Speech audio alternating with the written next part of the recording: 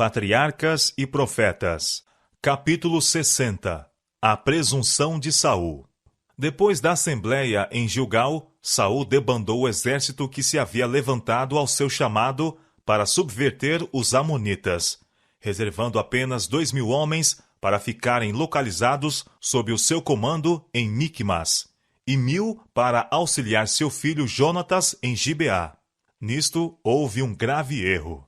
Seu exército estava cheio de esperança e coragem pela vitória recente, e caso ele houvesse imediatamente prosseguido contra outros inimigos de Israel, poderia ter se desferido um golpe eficaz em prol da liberdade da nação.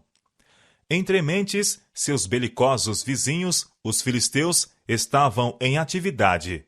Depois da derrota em Ebenezer, tinham ainda conservado a posse de algumas fortalezas nas colinas, na terra de Israel, e agora estabeleceram-se no centro mesmo do país.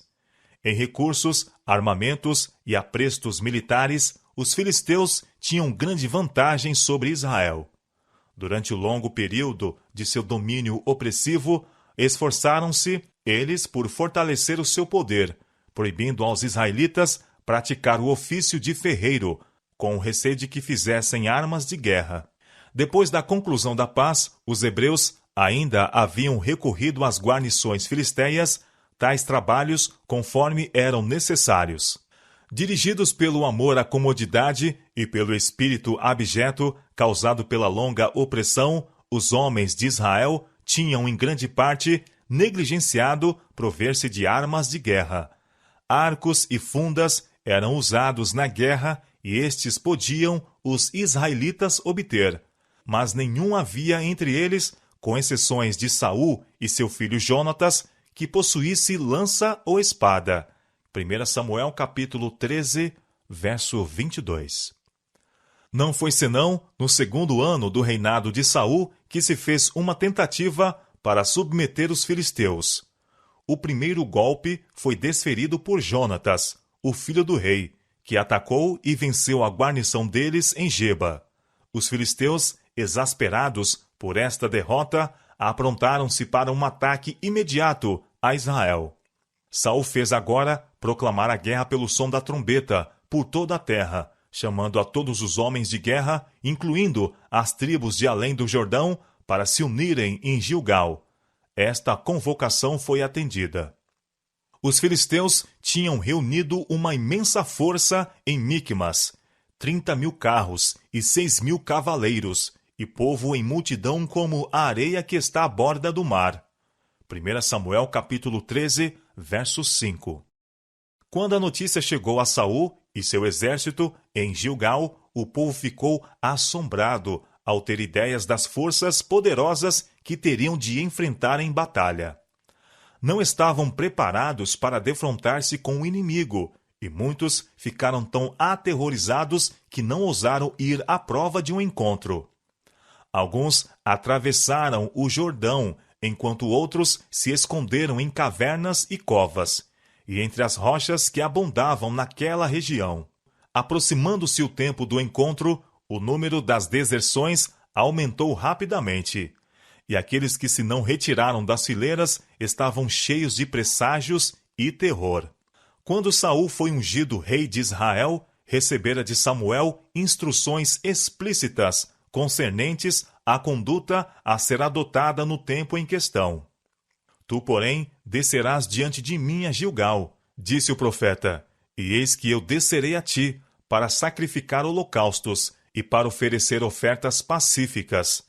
Ali 7 dias esperarás, até que eu venha a ti e te declare o que hás de fazer.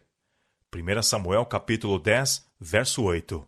Dia após dia, Saul esperou, mas sem fazer decididos esforços para animar o povo e inspirar confiança em Deus. Antes que o tempo designado pelo profeta houvesse expirado completamente, ele se tornou impaciente com a demora e deixou-se desanimar pelas circunstâncias probantes que o cercavam. Em vez de procurar fielmente preparar o povo para o serviço que Samuel vinha realizar, alimentou incredulidade e maus pressentimentos. Buscar a Deus pelo sacrifício era uma obra soleníssima é importante. E Deus exigia que seu povo examinasse o coração e se arrependesse de seus pecados, a fim de que se pudesse fazer a oferta com aceitação perante Deus. E a bênção divina acompanhasse seus esforços para vencer o inimigo. Mas Saul se tornara inquieto, e o povo, em vez de confiar em Deus para obter auxílio, olhava para o rei, a quem tinham escolhido, para que os guiasse e dirigisse. Contudo, o Senhor ainda cuidava deles, e os não abandonou aos reveses que lhes teriam sobrevindo se o frágil braço da carne houvesse sido seu único apoio. Ele os levou a situações angustiosas para que pudessem convencer-se da loucura de confiar no homem, e a ele se voltassem como seu único auxílio. Havia chegado o tempo para a prova de Saul. Ele deveria agora mostrar se confiaria ou não em Deus, e se esperaria pacientemente conforme a sua ordem, mostrando-se assim ser aquele com quem Deus poderia contar em situações difíceis, na qualidade de governador de seu povo, ou se seria vacilante e indigno da responsabilidade sagrada que lhe fora entregue. O rei a quem Israel escolhera ouviria ao rei de todos os reis? Volveria ele a atenção de seus soldados esmorecidos para aquele em quem estão a força e o livramento eternos? Com impaciência crescente, esperava a chegada de Samuel, e atribuiu a confusão, angústia e deserção de seu exército à ausência do profeta. Veio o tempo aprazado, mas o homem de Deus não apareceu imediatamente. A providência de Deus havia detido seu servo. O espírito inquieto e impulsivo de Saul, porém, não se restringiria por mais tempo. Entendendo que se deveria fazer algo para acalmar os temores do povo, decidiu-se a convocar uma assembleia para serviço religioso e, mediante sacrifício, rogar o auxílio divino. Deus tinha determinado que unicamente os que eram consagrados ao ofício deviam apresentar sacrifícios diante dele. Mas ordenou Saul: trazei-me aqui um holocausto. E, cingido como estava de armaduras e armas de guerra, aproximou-se do altar e ofereceu sacrifício diante de Deus. E sucedeu que, acabando ele de oferecer o holocausto, eis que Samuel chegou, e Saul lhe saiu ao encontro para o saudar. Samuel viu de pronto que Saul tinha procedido contrariamente à expressa instrução que lhe havia sido dada. O Senhor tinha falado pelo seu profeta que, nesta ocasião, ele revelaria o que Israel deveria fazer em tal crítica situação. Se Saul tivesse satisfeito as condições sob as quais fora prometido o auxílio divino, o Senhor teria operado um maravilhoso livramento para Israel, com os poucos que eram fiéis ao rei. Mas Saul estava tão satisfeito consigo mesmo e com sua obra que saiu ao encontro do profeta como alguém que devesse ser elogiado em vez de ser reprovado. O semblante de Samuel estava cheio de ansiedade e angústia, mas, à sua pergunta, "Que fizeste?", Saul apresentou desculpas de seu ato presunçoso. Disse ele: "Porquanto via que o povo se espalhava de mim, e tu não vinhas nos dias aprazados, e os filisteus já se tinham ajuntado em Micmas, eu disse: agora descerão os filisteus sobre mim a Gilgal, e ainda à face do Senhor não orei, e violentei-me, e ofereci holocausto." Então disse Samuel a Saul: "Obraste neciamente, e não guardaste o mandamento que o Senhor teu Deus te ordenou, porque agora o Senhor teria confirmado o teu reino sobre Israel para sempre. Porém agora não subsistirá o teu reino. Já tem buscado o Senhor para si um homem segundo o seu coração.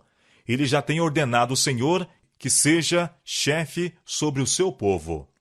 Então se levantou Samuel e subiu de Gilgal a Gibeá de Benjamim. Ou Israel deixaria de ser o povo de Deus, ou deveria ser mantido o princípio sobre o qual fora fundada a monarquia, e a nação seria governada por um poder divino. Se Israel quisesse ser inteiramente do Senhor, se a vontade do que é humano e terrestre se mantivesse em sujeição à vontade de Deus, ele continuaria a ser o governador de Israel. Enquanto o rei e o povo se conduzissem subordinados a Deus, poderia ele ser sua defesa. Mas monarquia alguma poderia prosperar em Israel se não reconhecesse em todas as coisas a autoridade suprema de Deus. Se Saul tivesse mostrado consideração para com as ordens de Deus nesse tempo de provação, Deus poderia ter cumprido sua promessa por meio dele. Seu fracasso provou agora que ele não era apto para ser o representante de Deus ao seu povo. Ele transviaria Israel. Sua vontade, em vez da de Deus, seria força dominante. Se Saul tivesse sido fiel, seu reino teria sido estabelecido para sempre. Mas, visto que fracassara, o propósito de Deus deveria cumprir-se por meio de um outro. O governo de Israel deveria ser confiado a alguém que governasse o povo segundo a vontade do céu. Não sabemos que grandes interesses podem estar em jogo em provarmos a Deus. Não há segurança alguma, a não ser na obediência estrita à palavra de Deus. Todas as suas promessas são feitas sob condição de fé e obediência, e uma falta de conformação com as suas ordens elimina de nós o pleno gozo dos abundantes recursos providos nas Escrituras. Não devemos seguir nossos impulsos, tampouco confiar nos juízos dos homens. Devemos olhar para a vontade revelada de Deus e andar em conformidade com o seu definido mandamento, sejam quais forem as circunstâncias que nos rodeiem. Deus cuidará dos resultados. Pela fidelidade à sua palavra, podemos, em tempo de provações, demonstrar perante os homens e os anjos que o Senhor pode depositar confiança em nós nas situações difíceis a fim de executar sua vontade, honrar o seu nome e abençoar o seu povo. Saul estava no desagrado de Deus e, no entanto, indisposto a humilhar o coração em arrependimento. O que lhe faltava em piedade verdadeira, experimentava realizar pelo seu zelo nas formas de religião. Saul não ignorava a derrota de Israel quando a arca de Deus foi levada ao acampamento por Ofni e Finéias. Entretanto, sabendo de tudo isto, resolveu mandar buscar o sagrado receptáculo e seu sacerdote assistente. Se ele pudesse por este meio inspirar a confiança no povo, esperava reunir de novo seu exército esparso e dar batalha aos filisteus. Dispensaria então a presença e o apoio de Samuel, e assim se livraria da crítica e das importunas reprovações do profeta. O Espírito Santo havia sido concedido a Saul para lhe iluminar o entendimento e abrandar o coração. Recebera fiel instrução e reprovação do profeta de Deus, e, no entanto, quão grande era sua perversidade. A história do primeiro rei de Israel apresenta um triste exemplo do poder dos maus hábitos nos verdes anos. Em sua mocidade, Saul não amou nem temeu a Deus, e aquele espírito impetuoso, não adestrado à submissão em seus primeiros anos, estava sempre pronto para rebelar-se contra a autoridade divina. Aqueles que em sua juventude acalentam uma santa consideração pela vontade de Deus e que fielmente cumprem os deveres de seu cargo, estarão preparados para o serviço mais elevado na vida posterior. Mas não podem os homens, durante anos, perverter as faculdades que Deus lhes deu, e então, quando quiserem efetuar uma mudança em si, encontrar tais faculdades frescas e desembaraçadas para seguirem um caminho inteiramente oposto. Os esforços de Saul para despertar o povo mostraram-se inúteis. Encontrando sua força reduzida a 600 homens, ele partiu de Gilgal e retirou-se para a fortaleza de Geba, tomada recentemente dos filisteus. Esta fortaleza estava do lado do sul de um vale profundo e escabroso, ou garganta, a alguns quilômetros ao norte do local de Jerusalém. Ao lado do norte do mesmo vale, em Miqumas, estava acampada a força filisteia, ao mesmo tempo em que as tropas destacadas saíam em diferentes direções a fim de devastar o país. Deus permitira que as coisas fossem levadas a uma situação crítica, a fim de poder repreender a perversidade de Saul e ensinar a seu povo uma lição de humildade e fé. Por causa do pecado de Saul, em sua oferta presunçosa, o Senhor não lhe daria a honra de vencer aos filisteus. Jonatas, o filho do rei, homem que temia o Senhor, foi escolhido como instrumento para libertar Israel. Movido por um impulso divino, propôs a seu pajem de armas que fizessem um ataque secreto ao arraial do inimigo. Porventura, disse ele, obrará o Senhor por nós, porque para com o Senhor nenhum impedimento há de livrar, com muitos ou com poucos. O pajem de armas, que também era homem de fé e oração, acoroçoou este plano, e juntos retiraram-se do acampamento, secretamente, para que não acontecesse encontrar oposição ao seu propósito. Com oração fervorosa, ao guia de seus pais, convieram em um sinal pelo qual poderiam determinar o que fazer. Descendo então para a garganta, que separava os dois exércitos, silenciosamente seguiram seu caminho, à sombra do rochedo e ocultos parcialmente pelas pedras e saliências do vale. Aproximando-se da fortaleza filisteia, ficaram à vista de seus inimigos, que sarcasticamente disseram: Eis que já os hebreus saíram das cavernas em que se tinham escondido. Sube a nós, e nós vô-lo ensinaremos. Querendo dizer que puniriam os dois israelitas pela sua audácia. Este desafio era sinal que Jonatas e seu companheiro tinham concordado aceitar como prova de que o Senhor favorecia seu empreendimento. Saindo agora da vista dos filisteus e escolhendo um caminho secreto e difícil, os guerreiros se dirigiram ao cume de um penedo que tinha sido considerado inacessível e não estavam muito fortemente guarnecido. Assim, penetraram no arraial do inimigo e mataram as sentinelas, que, dominadas pela surpresa e temor, não ofereceram resistência. Anjos celestiais escudavam a Jonatas e seu auxiliar. Anjos combatiam ao seu lado, e os filisteus caíam diante deles. A terra tremia como se uma grande multidão, com cavaleiros e carros, se estivesse aproximando. Jonatas reconheceu os sinais do auxílio divino, e mesmo os filisteus viram que Deus estava agindo para o livramento de Israel. Grande temor apoderou-se do exército, tanto no campo como na guarnição. Na confusão, tomando seus próprios soldados por inimigos, os filisteus começaram a matar-se uns aos outros. Logo se ouviu o rumor da batalha no acampamento de Israel. As sentinelas do rei referiram que havia grande confusão entre os filisteus e que seu número estava decrescendo. Não se sabia, entretanto, que qualquer parte do exército hebreu houvesse deixado o acampamento. Feita a investigação, verificou-se que ninguém estava ausente, a não ser Jonatas e seu pajem de armas. Mas, vendo que os filisteus estavam sendo repelidos, Saul levou seu exército a unir-se ao assalto. Os hebreus que tinham desertado para o inimigo voltaram agora contra eles.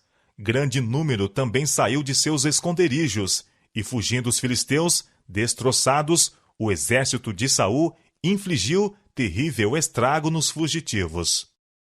Decidido a tirar para si as maiores vantagens, o rei temerariamente proibiu a seus soldados tomarem alimento durante o dia todo, impondo a ordem por meio de uma solene imprecação. Maldito o homem que comer pão até a tarde, para que me vingue de meus inimigos. A vitória já havia sido ganha, sem o conhecimento ou a cooperação de Saul, mas ele esperava distinguir-se pela completa destruição do exército vencido. A ordem para a abstinência de alimento foi motivada pela ambição egoística e mostrou ser o rei indiferente às necessidades de seu povo quando estas estavam em conflito com seus desejos de exaltação própria. Confirmando esta proibição, com um juramento solene, Saul se mostrou não somente temerário, como também profano. As próprias palavras da imprecação dão prova de que o zelo de Saul era por si mesmo, e não pela honra de Deus. Ele declarou seu objetivo não ser que o Senhor fosse vingado de seus inimigos, mas que me vingues de meus inimigos. A proibição teve como resultado levar o povo a transgredir o mandado de Deus. Eles tinham estado empenhados em guerra o dia todo e desfaleciam pela falta de alimento, e apenas se passaram as horas da restrição, caíram sobre o despojo e devoraram a carne com sangue, violando desta maneira a lei que proibia comer sangue.